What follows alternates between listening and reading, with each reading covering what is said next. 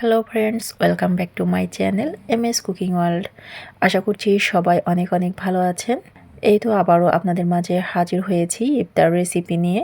পরিবারে এমন অনেক সদস্য আছে যারা ভর্তা বা ভাজি ছাড়া ভোর রাতে কোনো খাবার খেতে পারে না, তাদের জন্য আজকের এই রেসিপি।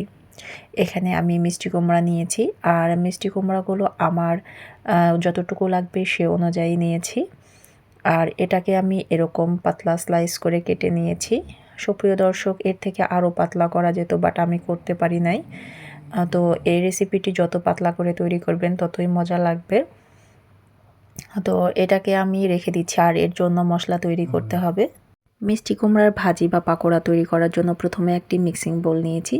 তাতে দিচ্ছি পরিমাণ মতো লবণ, হাফ চা চামচ হলুদের গুঁড়া, হাফ চা চামচ উঁচু করে মরিচের গুঁড়া, হাফ চা চামচ ধনিয়া গুঁড়া, হাফ চা চামচ ভাজা জিরার গুঁড়া, আর দিচ্ছি 2 টেবিল চামচ বেসন। তো বেসন আমার কাছে কম মনে হয়েছে, তাই আরও 1 চা চামচ দিয়ে নিয়েছি। দিচ্ছি 1 টেবিল চামচ ব্রেড ক্রাম্বস, আর দিচ্ছি পরিমাণ মতো পানি। আমি প্রথমে খুব বেশি পানি ব্যবহার করব না, একটু একটু করে পানি দিয়ে পারফেক্ট একটি ব্যাটার তৈরি করে নেব। তবে অবশ্যই আপনাদের মাথায় রাখতে হবে এই ব্যাটারটি ঘন হবে। এই ব্যাটারটি যদি খুব পাতলা হয় তাহলে এটা মিষ্টি কুমড়াতে লেগে থাকবে না। তাই এই ব্যাটারটি তৈরি করার সময় আপনাদের পানির পরিমাণটা খেয়াল রাখতে হবে। যারা লাইক দিতে ভুলে গেছেন, প্লিজ একটি লাইক দিয়ে পুরো ভিডিওটি কন্টিনিউ করবেন। আমার ব্যাটারটি একবারে রেডি, আর দেখতে পাচ্ছেন ঘনত্বটা এরকম হয়েছে। আমি একটি মিষ্টি কুমড়া ভিজিয়ে দেখাচ্ছি যে এর গায়ে কেমন লেগে থাকবে। তো দেখতে পাচ্ছেন যে এর গায়ে ব্যাটারটা লেগে আছে, অর্থাৎ পড়ে যায়নি, তার মানে ব্যাটারটা পারফেক্ট হয়েছে। চুলায় পরিমাণ মতো তেল দিয়েছি, আর তার ভেতরে একটা একটা করে সবগুলো মিষ্টি কুমড়া আমি ছেড়ে দিচ্ছি। তো তেলটা খুব ভালোভাবে গরম হয়নি। তো এটা মিষ্টি কুমড়াগুলো দিতে দিতে তেল অলরেডি গরম হয়ে যাবে। তো দেখতে পাচ্ছেন যে মিষ্টি কুমড়ার এক পাশ হয়ে গেছে, আমি উল্টে নিচ্ছি। তবে এই কাজটি অবশ্যই আপনাদের লো থেকে একটু বেশি হিটে করতে হবে।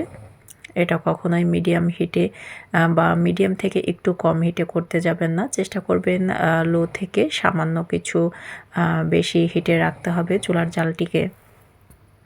চাইলে এই মিষ্টি কুমড়ার পাকোড়া আপনারা অল্প তেলেও বানিয়ে নিতে পারেন। রমজান মাসে ভোর রাতে খাবার খেতে গেলে দেখা যায় যে ঝোলের তরকারি অনেকের ভালো লাগে না। সেক্ষেত্রে এরকম মিষ্টি কুমড়ার বড়া বা মিষ্টি কুমড়ার পাকোড়া যদি থাকে, তো অনায়াসে খুব সহজে ভাতগুলো আপনারা খেয়ে নিতে পারেন মজা করে।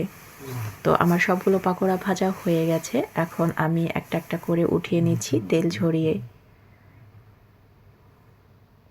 এখন একটি সার্ভিং বাটিতে আমি উঠিয়ে নিচ্ছি পরিবেশনের জন্য।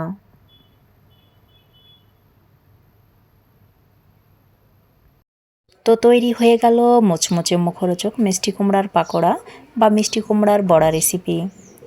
তো মিষ্টি কুমড়ার পাকোড়া রেসিপি আপনাদের কেমন লেগেছে অবশ্যই কমেন্টসে জানাবেন।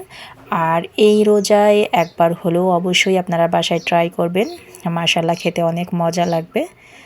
তো মিষ্টি কুমড়ার পাকোড়া রেসিপি যদি ভালো লাগে অবশ্যই চ্যানেলটি সাবস্ক্রাইব করে নিয়মিত চ্যানেলের সাথেই থাকবেন। সবাইকে আগামী রেসিপি দেখার আমন্ত্রণ জানিয়ে এবং সবার সুস্বাস্থ্য কামনা করে আজকের মতো বিদায় নিচ্ছি।